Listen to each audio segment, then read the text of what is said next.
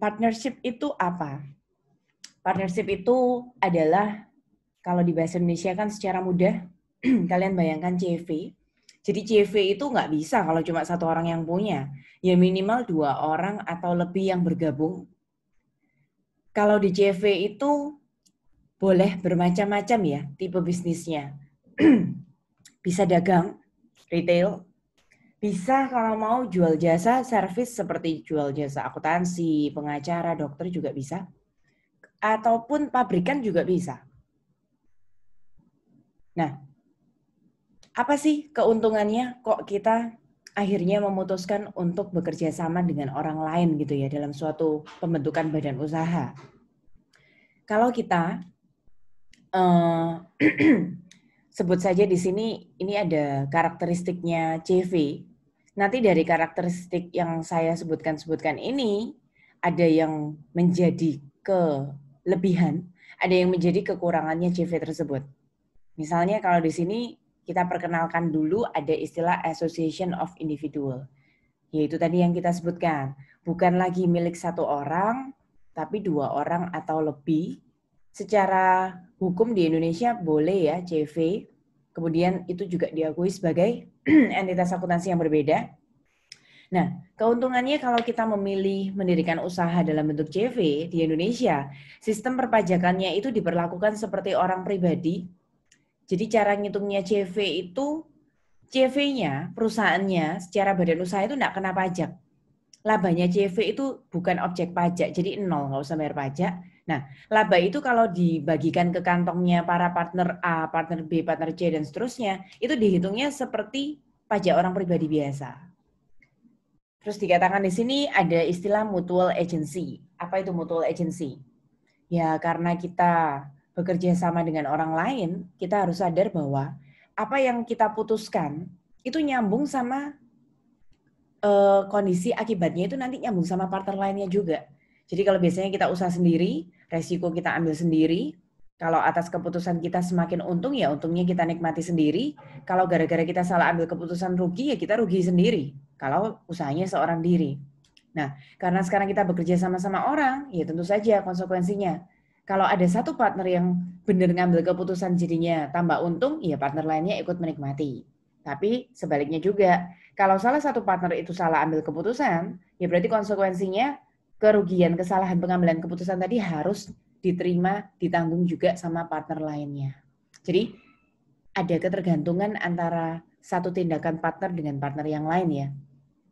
Kemudian di sini ada juga karakteristik yang disebut dengan limited life. CV itu disebut dengan limited life, kenapa? Di Indonesia aturannya juga sama seperti yang dituliskan di sini ya. Dissolution atau pembubaran itu bisa terjadi ketika ada partner yang withdraw, mengundurkan diri, atau ada partner baru yang admit masuk ke dalam CV. Nah, CV itu didirikan kan pasti harus membuat suatu akte pendirian di depan notaris. Kalau ada 2 orang yang memutuskan mendirikan CV ke notaris, 2 orang yang mau dissolution, bubar juga harus di depan notaris. Nanti 2 orang mau jadi tambahan, ada kongsi partner baru lagi 3 orang, itu juga harus di depan notaris. Nah, CV itu harus, kalau misalnya dari 2 orang mau bubar ya bubar. 2 orang mau jadi 3, yang 2 itu juga harus bubar dulu, nanti buka CV baru lagi yang namanya 3 orang. Jadi itu yang dimaksud limited life di sini. Gampang sekali memutuskan untuk mendirikan lagi, bubar lagi, mendirikan lagi, dan seterusnya. Di sini dikatakan pembubaran itu bukan berarti business end ya. Nanti kita lihat bedanya ya. Nanti saya punya cerita buat kalian.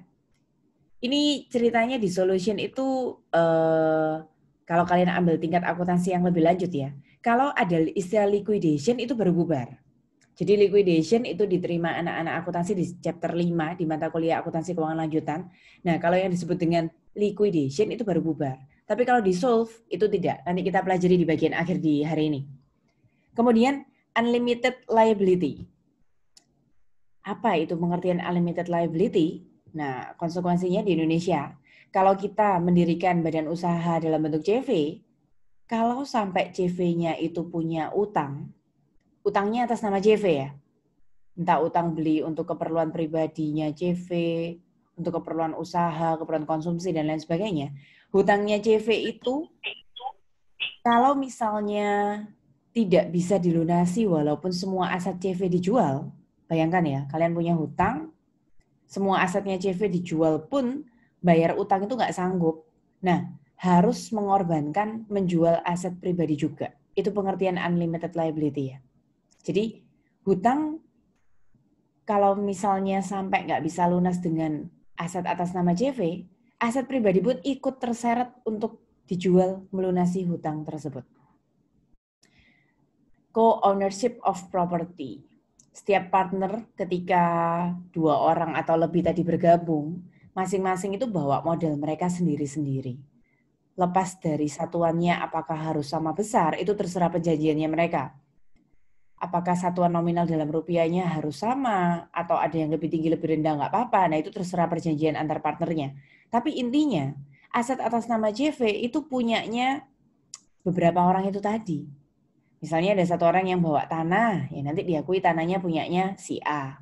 Satu orang bawa kendaraan, kendaraannya diakui punyanya si B. Nanti kira-kira begitu. Kalau ada keuntungan net income atau ada kerugian net loss, itu juga harus dibagi. Nah, tapi baginya nggak equally ya.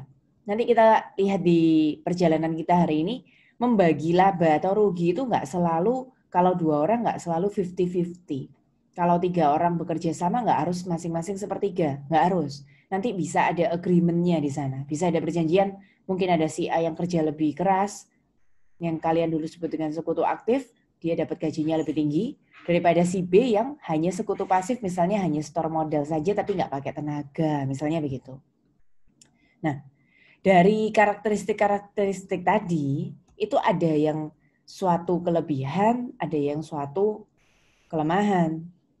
Misalnya kalau kita bicara pajak tadi itu ya keuntungan ya. Kalau kita nggak usah bayar pajak sebagai badan usaha, bayar pajak pribadi aja itu keuntungan. Mutual agency ini ya bisa untung bisa rugi ya, tergantung pengambilan keputusannya tepat atau tidak. Limited life itu juga bisa dibilang untung rugi ya bisa. Tergantung kita butuhnya suatu badan usaha itu cepat boleh bubar apa enggak, itu bagi kita keuntungan apa enggak. Kalau unlimited liability ini kerugian ya jelas. Kalau ada hutang atas nama CV yang nggak bisa dilunasi, harus ikut jual aset pribadi, nah itu berarti rugi. Co-ownership of property juga saya rasa bukan keuntungan, bukan kerugian. Ini kan suatu agreement ya, yang sudah disepakati, ya pokoknya ada pembagian di antara partnernya.